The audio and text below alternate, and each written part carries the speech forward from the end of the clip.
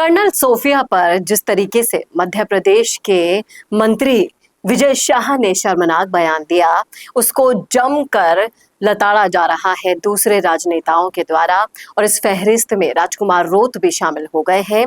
क्या कहा राजकुमार रोत ने, किस तरीके से सोफिया मैडम के साथ उन्होंने अपनी उपस्थिति दर्ज करवाई और किस तरह से विजय शाह को आड़े लिया, सब आपको बताऊंगी डिटेल में इस वीडियो में, इसलिए बने रहेगा आखिर तक हमारे साथ। नमस्कार, मैं हूं चेतना शर्मा।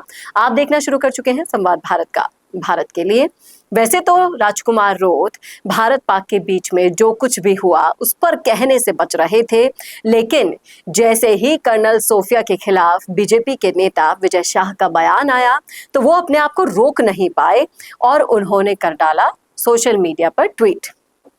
एक्स पर उन्होंने एक पेपर की कटिंग को शेयर किया और कहा कि कर्नल सोफिया के संबंध में जो भी विजय शाह ने बयान दिया है उस पर केंद्र सरकार, मध्य प्रदेश सरकार और भारतीय जनता पार्टी ने जिस तरीके से चुप्पी साधी, वो कहीं ना कहीं एक आश्चर्यजनक सवाल खड़ा करती है।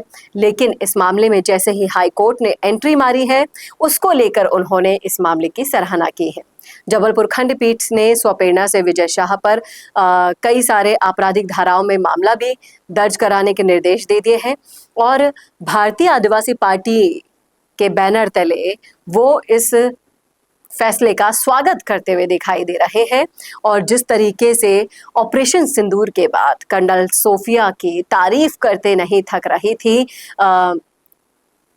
पूरे भारत की आवाम, उसी बीच इन्होंने जिस तरीके से बेशर्माई की सारी हद पार करी, विजय शाह ने उनको हर कोई कोस रहा है।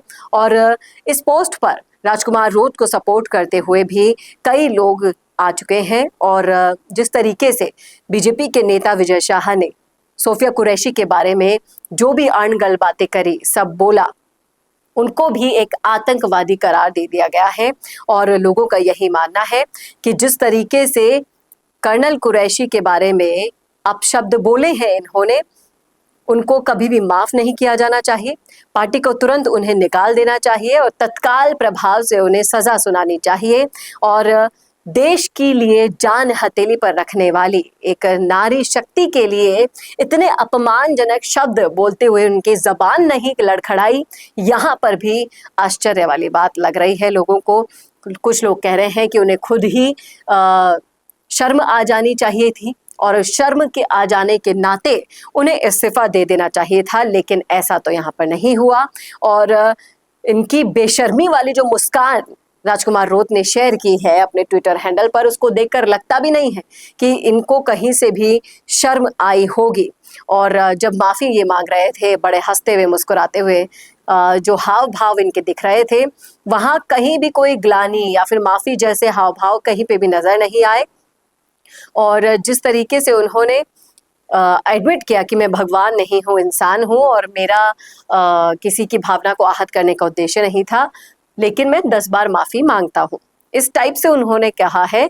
लेकिन जो बेशर्मी उनके चेहरे से टपक रही है ना, उसको देखकर आपको लगेगा कि मन में उनके नारी के प्रति, कर्नल सोफिया के प्रति ही नहीं, पूरी नारी कौम के प्रति ही कितनी संवेदनाएं नजर आ रही है।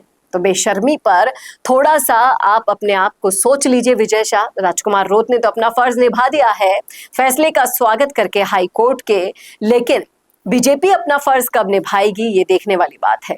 आप क्या कहते हैं इस मुद्दे पर? क्या होना चाहिए विजय शाह जैसे मंत्रियों का हश्र? क्या उन्हें पार्टी से निष्कासित कर देना चाहिए या फिर इससे भी बड़ी कोई प्रैक्टिकल सजा जब तक किसी नेता या मंत्री को नहीं मिलेगी, बार बार ऐसे अपमानजनक शब्द इनके जुबान पर आते रहेंगे, जिससे पूरा का पूरा ये आहत हो या ना हो, पूरा का पूरा देश, पूरी की पूरी नारी कौम आहत जरूर होगी। रखिएगा राय कमेंट बॉक्स में और कैसा लगा वीडियो बताना ना भूलेगा। ऐसे ही वीडियोस के लिए देखते रहिए संवाद भारत का, भारत के लिए।